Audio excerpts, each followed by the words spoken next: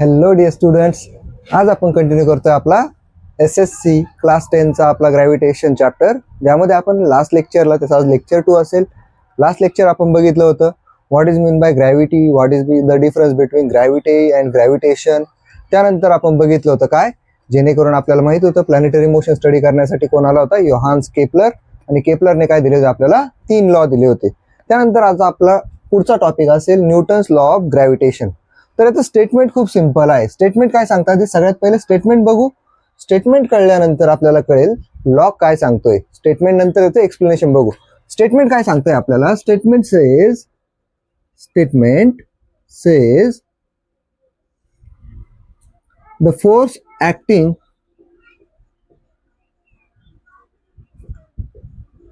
on two objects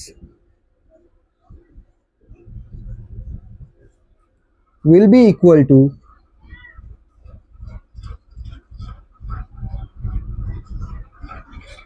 the product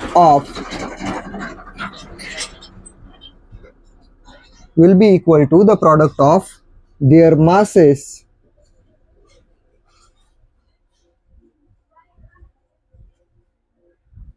divided by square of the distance between them.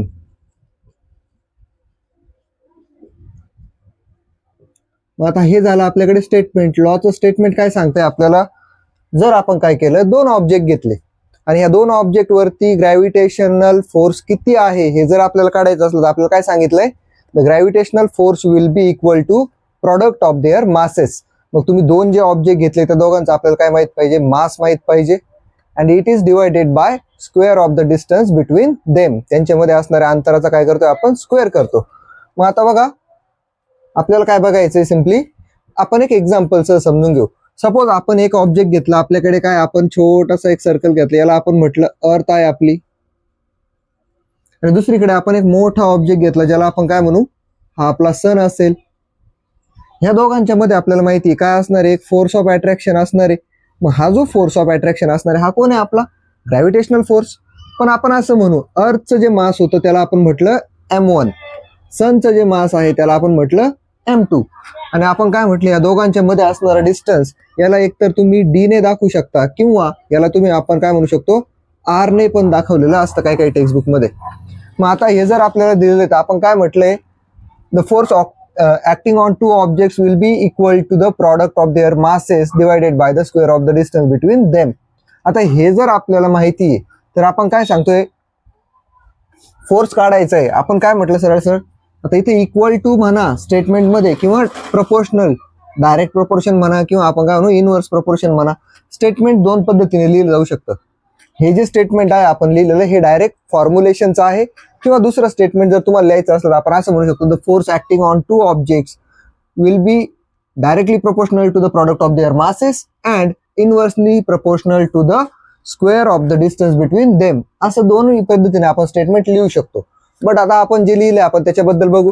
आपण काय म्हटलं, आपल्याला असं सांगण्यात आलंय का ह्या दोन्ही ऑब्जेक्ट वरती असणारा जो फोर्स असेल, force will be directly proportional.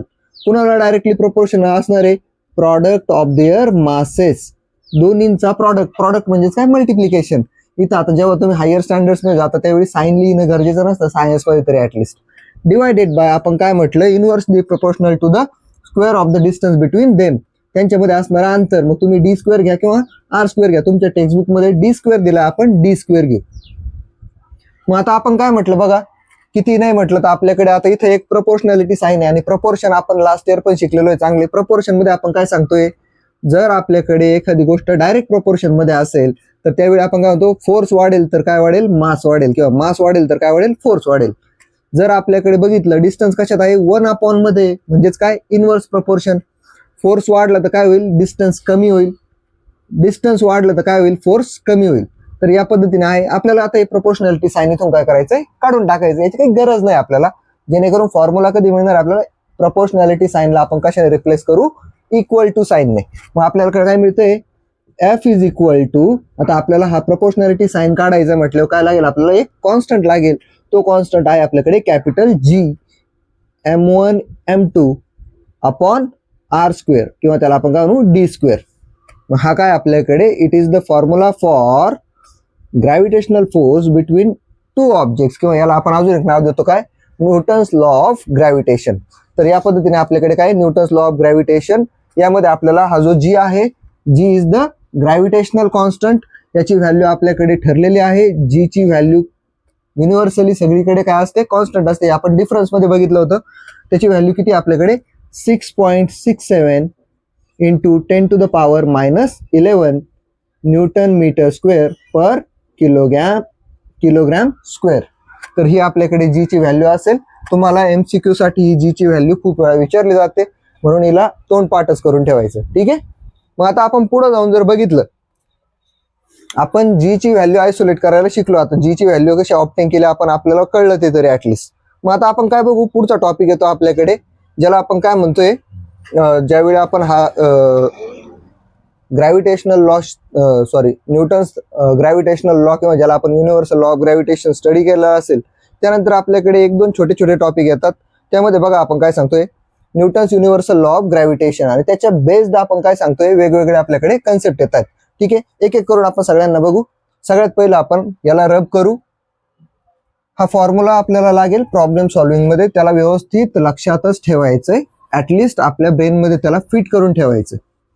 पुढे जाऊयात आपण. आता आपला पुढचा जो टॉपिक असेल न्यूटन्स लॉ आहे त्याच्यावरच आपल्याला जो क्वेश्चन येतोय त्याच्या ओरिएंटेड असेल आपल्याकडे.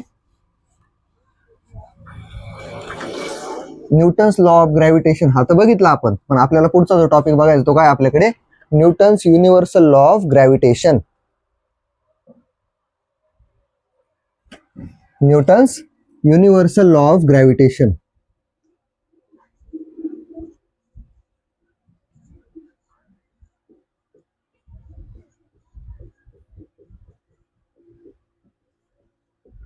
आता Newton's universal law of gravitation आपल्याला काय सांगतोय ते आपल्याला बघायचंय.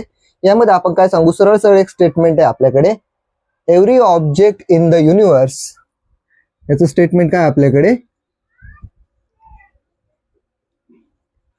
Every object in the universe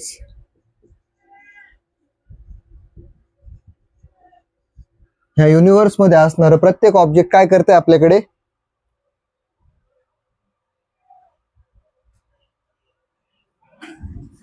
attracts every other object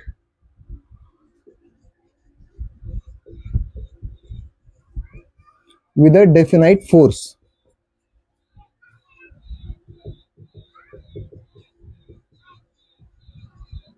आता काय म्हटलं आपण ह्या युनिव्हर्स मध्ये असणारं प्रत्येक ऑब्जेक्ट काय करते दुसऱ्या ऑब्जेक्टला एका डेफिनाइट फोर्स मध्ये काय करते अट्रॅक्ट करते.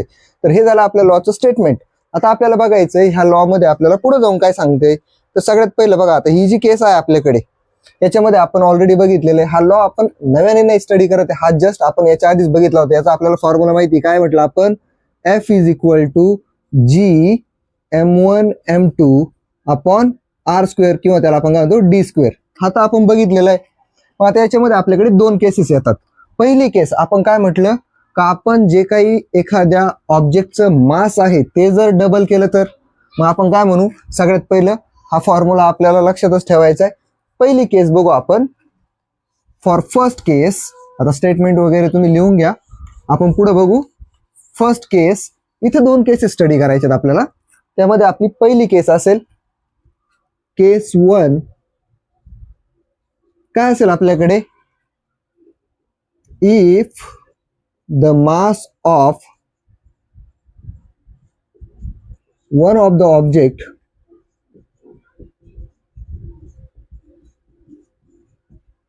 Is doubled. मग आता आपण काय म्हणू आपल्याकडे असणारे जे काही दोन ऑब्जेक्ट होते त्या दोन ऑब्जेक्ट पैकी एकाचं मास काय केलं आपण डबल केलं आणि ह्या केसमध्ये आपल्याकडे काय होईल मग ग्रॅव्हिटेशनल फोर्स वरती त्याचा काय परिणाम होईल ते आपल्याला सांगायचंय. मग सगळ्यात पहिलं बघा आपण काय म्हणू सरळ सरळ आपल्याला केस काय दिलेली आहे. आपण समजा m1 चं मास काय केलं डबल केलं. मग आपण काय म्हणू m1 इज 2m1 का बरं डबल केलं आपण मास. मग आपण ह्या M1 च्या जागी काय टाकणार आता 2M1 टाकू. मग आपल्याकडे इक्वेशन काय होतं F is equal to G M1 into M2 upon D square किंवा R स्क्वेअर, प्रत्येक वेळी सांगायची गरज नाही आता. मग याच्या जागी आपण M1 च्या जागी काय टाकणार, M1 च्या जागी सबस्टिट्यूट करणार आपण 2M1. म्हणजे आपल्याकडे काय होईल G 2M1 M2 upon D square. आता हा 2 जो आहे आपल्याकडे याला जर आपण काय केलं, कॉन्स्टंट आहे, नंबर आहे, याला आपण काय करू, याच्या बाहेर जर घेतलं तर आपल्याला काय लक्षात येईल, it is equal to F is equal to 2G M1 M2 upon D square किंवा त्याला आपण म्हणतो R स्क्वेअर. जर असं जर आपण घेतलं तर आपल्या काय लक्षात येतंय का जर एखाद्या ऑब्जेक्टचं मास काय झालं डबल झालं तर त्या केसमध्ये काय म्हणतो आपण the force of gravitation is also doubled. मग आपण काय म्हणणार सरळ सरळ असं म्हणू शकतो आपण, if mass of one object is doubled then the force will also get doubled. आपण त्याचं कंक्लुजन असं देऊ शकतो, therefore if mass of one object is doubled, then the force will also get doubled.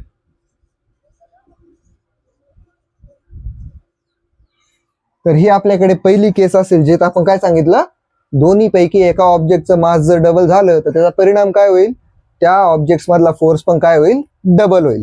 आता आपण केस नंबर 2 बघण्यापूर्वी हे तुम्ही लिहून घेऊ शकता. सेकंड केस आपल्याला बघायची आहे का, आपल्याला केस 2 काय सांगते आपल्याकडे, if the distance is doubled. जर आपण काय म्हटलं, डिस्टन्स जर डबल केलं तर काय मिळेल आपल्याला, है का नाही. मग आता ही जर केस समजली असेल तर आपण काय करू, सेकंड केस बघू. आपल्याकडे सेकंड केस काय सांगते आपल्याला, if the distance is doubled. आपण काय म्हटलं होतं, मास डबल केलं तर काय होऊ शकतं बघितलं आपण. आता आपण बघू केस 2, that is if the distance between two objects is doubled. जर ह्या दोन ऑब्जेक्ट मधलं काय डबल केलं आपण, डिस्टन्स डबल केलं तर आपण काय म्हणतोय, काय होऊ शकतं.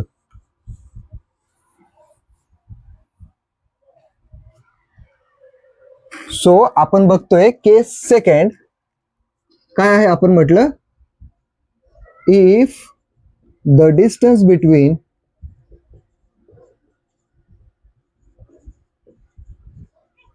Objects is doubled.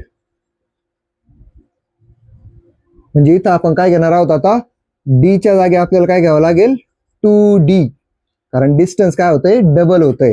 मग आपल्याकडे आपण काय म्हणणार, F ची व्हॅल्यू आपल्याला माहिती काय आहे, G M1 M2 upon D square. पण आता आपण काय करणार, D च्या जागी कोणाला पुट करायचं, आपल्याला 2D ला पुट करायचे. मग आपण काय म्हणणार, F is equal to G M1 M2 upon 2D whole square. ठीक आहे. मग आता आपल्याला काय सिम्पली आपल्याला बघायचंय काय होणार आहे, F is equal to G आहे तसाच राहील आपला, M1 M2 आहे तसंच राहील, अपॉन काय होईल 2 चा स्क्वेअर 4 D चा स्क्वेअर D स्क्वेअर. आणि जर आपण याला बघितलं तर आपण काय म्हणतोय, 1/4 ला आपण काय करू शकतो, इकडे घेऊ शकतो. म्हणजेच काय, therefore F is equal to 1/4 into G M1 M2 upon D square. मग कंक्लुजन काय निघलं आपल्याकडे, कंक्लुजन सिंपल आहे. आता काय म्हटलं आपण, जर आपण दोन ऑब्जेक्ट मधलं काय केलं, डिस्टन्स जास्त केलं, डिस्टन्स डबल केलं तर ह्या डबल डिस्टन्सचा परिणाम काय होणार आहे का, त्या ऑब्जेक्ट मधला फोर्स काय होईल, 4th टाइमने काय होईल, रिड्यूस होईल. The force will be reduce in factor of 4. मग आपल्याकडे स्टेटमेंट जर द्यायचं असलं आपल्याला, क्लोजिंग स्टेटमेंट आपण काय म्हणणार, therefore if the distance between objects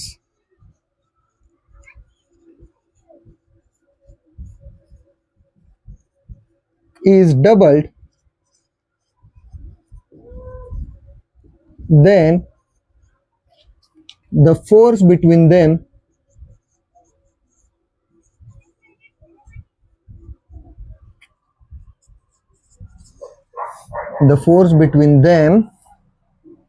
काय होईल, त्यांच्यातला force will reduce by a factor of 4, will reduce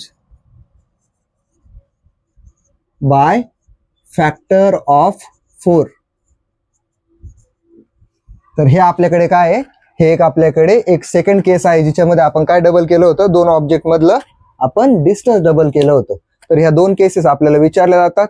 ह्या केसचा पण आपण काय करू शकतो, स्क्रीनशॉट घेऊन ठेवा, आपल्याला नोट्स लिहायला उपयोगी पडेल.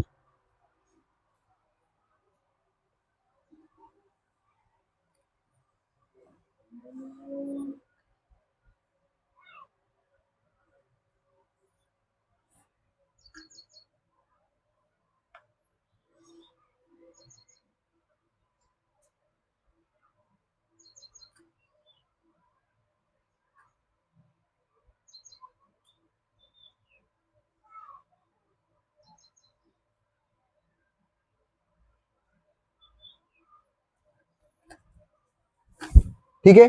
आता आपल्याकडे बघा एक PYQ येतोय ज्याला आपण काय म्हणतो, प्रिव्हियस इयर क्वेश्चन. हा PYQ काय करतोय, आपल्याला आयडिया देतोय. आता आपण जेवढ्या गोष्टी शिकलो ह्या सगळ्या गोष्टी आपल्याला रिअल लाईफ मध्ये कशा इम्प्लिमेंट करता येतील त्याच्याबद्दल आपल्याला काय देतोय, एक आयडिया देतोय. आता हा काय सांगतोय आपल्याला बघा, आपण Newton's universal law of gravitation बघितला. आता आपण काय बघतोय, काही ज्या केसेस बघितल्या त्या केसेस वरती PYQ येतो आपल्याला 3 मार्कचा. तर तो PYQ काय सांगतो आपल्याला बघा, आपल्याला एक फिगर दिलेली आहे आणि तिच्या खाली आपल्याला काही क्वेश्चन विचारलेले आहेत. मग पहिल्यांदा आपण फिगर ड्रॉ करून घेऊ, काय सांगते ती बघू. आपल्याला काय दिलं, यांनी इथे एक ऑब्जेक्ट दिलं, नंतर आपल्याला काय दिलं, त्यांनी इकडे एक दुसरं ऑब्जेक्ट दिलं, आणि ह्या दोन ऑब्जेक्टच्या मधलं त्यांनी काय दिलं, आपल्याला डिस्टन्स दिलं, दॅट इज D दिलेलं आहे. आणि आपल्याला त्यांनी विचारलंय, काय म्हटलंय, याच्यावरती इकडून काय ऍक्ट करतोय, एक फोर्स ऍक्ट करतोय, इकडून पण काय एक फोर्स ऍक्ट करतोय. आणि आपल्याला याच्यावरती काही आपल्याला असं म्हटलंय, observe the figure and answer the following question. मग कोणकोणते क्वेश्चन आहे आपल्याकडे बघा. पहिला क्वेश्चन आहे आपल्याकडे, state Newton's universal law of gravitation. आता याचं स्टेटमेंट मी मगाशीच लिहून दिलंय तुम्हाला. काय दिलं होतं, state Newton's universal law of gravitation. हा पहिला क्वेश्चन आहे आपल्याकडे. याला आपण काय सांगतो, every object in the universe attract another object with a definite force. हे आपलं स्टेटमेंट असेल. देन सेकंड क्वेश्चन आहे आपल्याकडे, जो आपण दोन केसेस स्टडी केल्या होत्या त्यापैकी एक क्वेश्चन आहे आपल्याकडे, if the distance between two bodies is tripled. If the distance between two bodies is tripled. जर आपण काय म्हटलं, ह्या दोन बॉडीज मधलं अंतर काय केलं, ट्रिपल केलं, तर आपल्याला काय विचारता येते, how will be the gravitational force between them change. How will be the gravitational force between them change.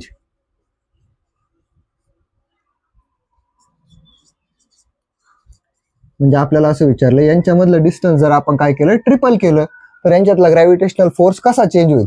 Simple answer आहे. आपल्याला काय टर्म काय दिलेली, यांनी डीच्या जागेवर आपल्याला काय टाकायचं आहे, 3D. म्हणजे डिस्टन्स काय केलं आपण, ट्रिपल केलं, 3 टाइम्स केलं. तर त्याची केस आपण बघितली तर काय मिळेल आपल्याला, F is equal to GM1M2 upon D². याला आपण D ची व्हॅल्यू काय टाकू, F is equal to GM1M2 upon 3D² whole square आहे आपल्याकडे, नाही का. मग काय येईल आपल्याकडे, F is equal to GM1M2 upon 3 चा स्क्वेअर येतो आपल्याकडे 9, D² चा स्क्वेअर काय येईल आपल्याकडे, D⁴. ठीक आहे, इथपर्यंत तर क्लिअर आहे. मग आपल्याकडे जर ही केस आलेली असेल तर आपण काय म्हणणार, सरळ सरळ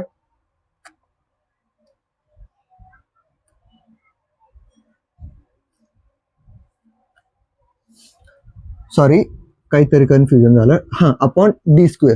मग आता आपण जर घेतलं हे तर आपल्याला काय लक्षात येते, आपण याच्यातून हा कोण बाजूला काढू शकतो, 1/9 बाजूला काढू शकतो. मग आपल्याकडे काय येईल पुढच्या स्टेपमध्ये, F is equal to GM1M2 upon D² आहे असाच राहील, आणि इथं काय येईल आपल्याकडे 1/9. मग आपण असं म्हणू शकतो की नाही, जर आपल्याकडे डिस्टन्स ट्रिपल झालं तर आपण असं म्हणू शकतो की नाही, the force between them will be reduce by factor of 9. मग आपल्याकडे स्टेटमेंट मध्ये जर क्लोज करायचं ठरलं आपल्याला याला, तर आपण कसं सांगणार, let me create some space. आपल्याला जर याचा आन्सर स्टेटमेंटमध्ये लिहायला लावलं तर कसं लिहिणार आपण आता? आपल्याला ऑब्वियसली गोष्ट आहे ना, हे सगळं करण्याचं तर आपल्याला ऑब्वियसली मार्क मिळतातच आहे, पण आपल्याला स्टेटमेंट लिहायचे मार्क आहेत. काय येईल आपल्याकडे? स्टेटमेंट येईल आपल्याकडे. Therefore, the force between them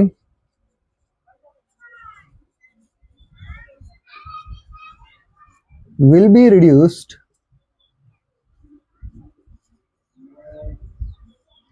by, आता फोर्स कितीने रिड्यूस होणार आहे आपल्याला माहिती आहे, by factor of 9.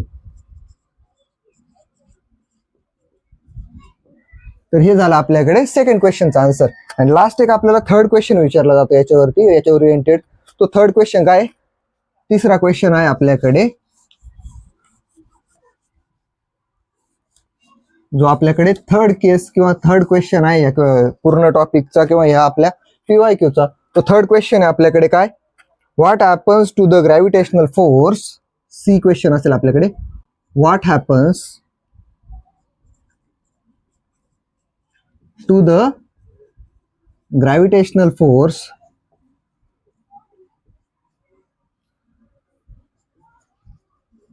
what happens to the gravitational force if mass of one of the object is doubled? If mass of one of the object is doubled. जर आपण काय केलं, एकाचा मास डबल केलं तर काय? ती ऑलरेडी केस आपण स्टडी केली आहे केस 1 मध्ये. तरी आपण बघू, मास म्हणजेच काय? M1 च्या जागी काय येईल आपला? 2m1. मास डबल केला आपण, मग काय येईल आपल्याकडे? F is equal to G M1 M2 upon D square. याच्या जागी आपण काय टाकणार? F is equal to G 2m1 M2 upon D square. M1 च्या जागी काय टाकणार? 2m1. पुढे जाऊन काय येईल? F इज इक्वल टू 2 काय आपला कॉन्स्टंट नंबर, त्याला बाहेर घेऊ, 2 into G M1 M2 upon D square. मग आपण काय म्हणणार? Therefore the force will get doubled. तर या पद्धतीने आपल्याकडे काय असेल, हे जे एक आपण PYQ बघितलं, ह्या PYQच्या माध्यमातून आपण काय बघितलं? 3 मार्कचा क्वेश्चन कसा येतो. पहिला आपला क्वेश्चन होता स्टेटमेंट लिहायचं होतं आपल्याला 1 मार्कसाठी. दुसरा क्वेश्चन होता आपल्याला जर डिस्टन्स ट्रिपल केलं तर काय होईल. तिसरा क्वेश्चन आहे आपल्याकडे काय आहे तो, का जर 2 ऑब्जेक्ट पैकी एकाचा मास काय केलं? डबल केलं तर काय बघायला मिळतं आपल्याला. तर अशा पद्धतीने आपला हा जो टॉपिक होता तो असेल आपल्याकडे, दॅट इज एक PYQ बघितला होता आपण. याचा एक स्क्रीनशॉट घेऊन ठेवा.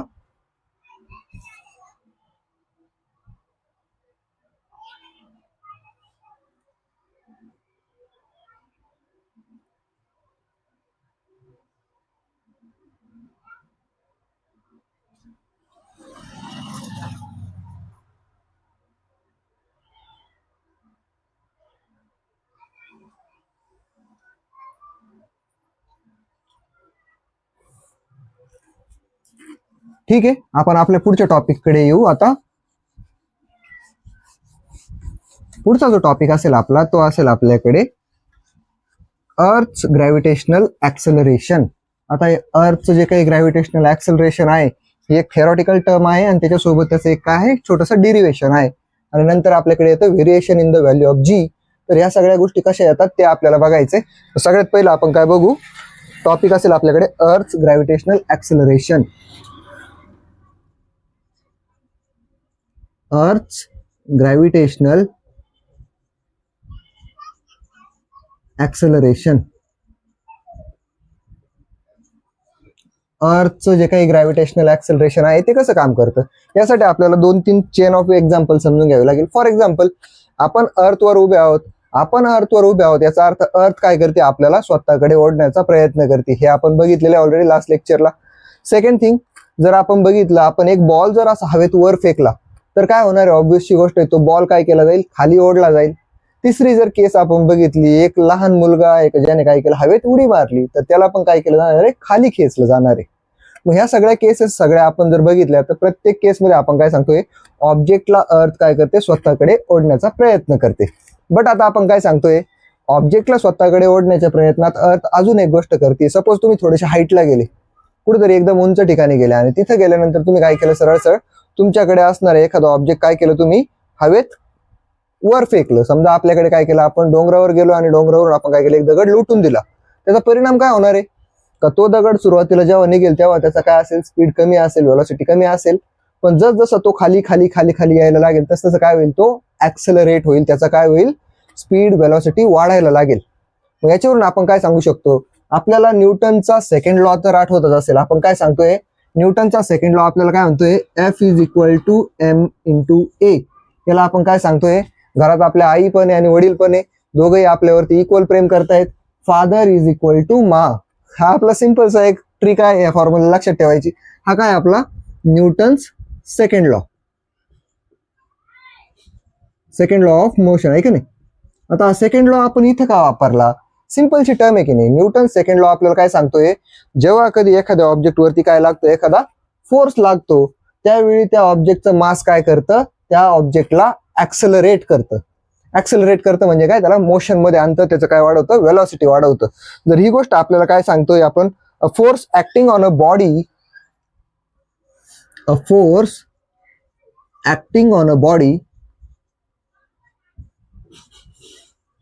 जर एखाद्या बॉडीवरती काय होतंय, एखादा फोर्स ऍक्टिंग असेल, त्याला आपण काय सांगतोय, रिझल्ट्स इन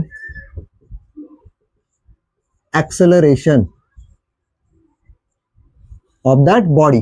कोणत्याही बॉडीवरती जर एक फोर्स काम करत असेल तर तो फोर्स म्हणजेच काय, त्या बॉडीचं काय होणार आहे, पुढे जाऊन ऍक्सेलरेशन होणार आहे. मग आता याच्यावरून आपण जर पुढे गेलो तर आपण काय सांगतो बघा,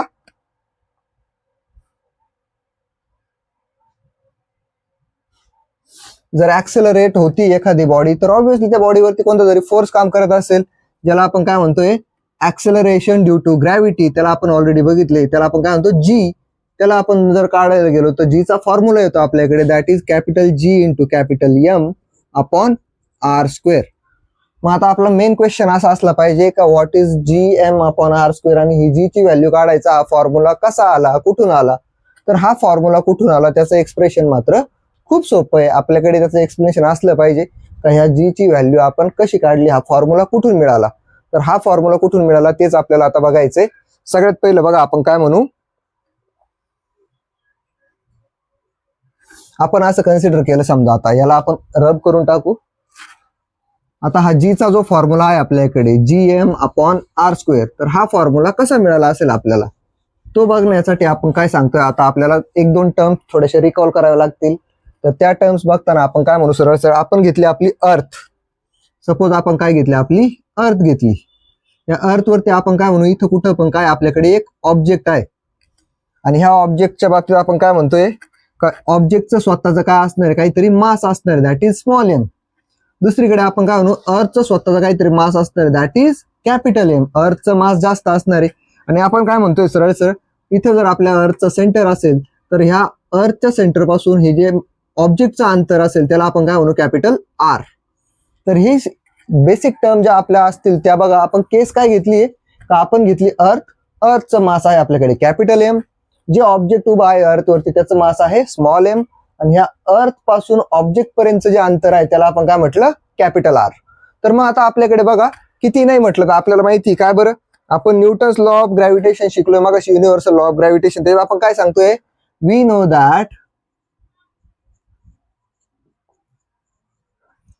F इज इक्वल टू, आता ह्या दोन ऑब्जेक्ट मधला फोर्स ऑफ ग्रॅव्हिटेशन काढायचं असेल तर आपण काय सांगतो, अर्थ आणि याच्यामधला, तर आपल्याला माहिती काय येते, the force acting on two object will be equal to product of their masses upon distance between them. मग यांच्या मासेसचा प्रॉडक्ट काय येईल आपल्याकडे, जी आहे तसाच राहील आपला कॅपिटल जी ग्रॅव्हिटेशनल कॉन्स्टंट. मोठा आपल्याकडे मास कोणाचं आहे, अर्थचं. स्मॉल मास कोणाचं आहे आपल्याकडे, ऑब्जेक्टचं. अपॉन डिस्टन्सचा स्क्वेअर म्हणजेच कोण, आपला आर स्क्वेअर. मग आता हे तर आपल्याला ऑलरेडी माहित होतं. जर हे माहित होतं तर आपण काय करू, सरळ सरळ ह्या इक्वेशनला काय म्हणू, आपण 1 नंबर नाव देऊन टाकू. नंतर आपल्याला माहिती काय म्हटलं आपण बरं, अल्सो न्यूटनचा सेकंड लॉ आपण जस्ट बघितला होता, काय असतो तो, फादर इज इक्वल टू मा, that is mass into acceleration. याच्यामध्ये पण आपल्याला माहिती, आता हा जो ए आहे, ऍक्सेलरेशनचा ए आहे, याला आपण रिप्लेस करू शकतो कशाने, जी ने रिप्लेस करू शकतो. मग आपण काय सांगू शकतो, सरळ सरळ F इज इक्वल टू एमच्या जागी मी काय, एम जसं तसं राहील, एच्या जागी आपण काय लिहू शकतो, g. G is the acceleration due to gravity. मग आता हे जर लिहिलं आपण तर आपल्याकडे बघा बरं, एफ ची व्हॅल्यू आपल्याला दोन्ही इक्वेशन मध्ये मिळाली. इथं आपण एफ काढला, ज्याच्यामध्ये आपण ऑब्जेक्टचे मासेस रिप्लेस केले. इथं आपण एफ काढला, त्याच्यामध्ये आपण काय सांगतोय, जी टाकला आपण एच्या जागी. का? बिकॉज दोघांचंही मिनिंग काय आहे, एकच आहे. इथं ऍक्सेलरेशन, इथं काय, ऍक्सेलरेशन ड्यू टू ग्रॅव्हिटी. मग ह्या दोन्हींच्या व्हॅल्यू जर घेतल्या तर आपण काय सांगतो, आता बघा बरं, याला आपण देऊ नंबर 2. मग आता हे दोन्ही पण आपल्याला काय देत आहेत, फोर्सचीच व्हॅल्यू देत आहेत. म्हणून आपण असं म्हणू शकतो की नाही, इक्वेशन 1 अँड 2. इक्वेशन 1 आणि 2 ला आपण इक्वेट केलं. याची व्हॅल्यू आपण एकीकडे घेतली, याची व्हॅल्यू एकीकडे घेतली. मग 1 आणि 2 ला जर इक्वेट केलं आपण, तर आपण काय सांगतोय, सरळ सरळ यांना जर इक्वेट केलं तर आपल्याला काय मिळेल बरं, आपल्याला मिळेल काय, एम जी. जर आपण ह्या फोर्सला घेतलं, M G is equal to काय मिळेल आपल्याला, M M upon R square. मग बघा आता काय काय आहे याच्यात, इथं एम आहे, इथं एम आहे, दोघंही कॅन्सल आउट होतील का, इथला मल्टिप्लाय इकडे जाऊन डिवाइड होईल. मग हा एम आणि हा एम कॅन्सल होईल. एवढं करायची गरज नाही, सरळ सरळ कॅन्सल मारून टाका. काय राहील आपल्याकडे, therefore G is equal to G M upon R square. हा काय आपल्याकडे ऍक्सेलरेशन ड्यू टू ग्रॅव्हिटीचा फॉर्म्युला असेल आपल्याकडे, G M upon R square. अशा पद्धतीने आपल्याला हा फॉर्म्युला आपण काय म्हणतो, डिराईव्ह करून मिळतो. कुठून आला, कसा आला, त्याची काही चिंता करायची नाही, आपण ऑलरेडी फाइंड आउट केलंय. याचा पण एक स्क्रीनशॉट घेऊन ठेवा.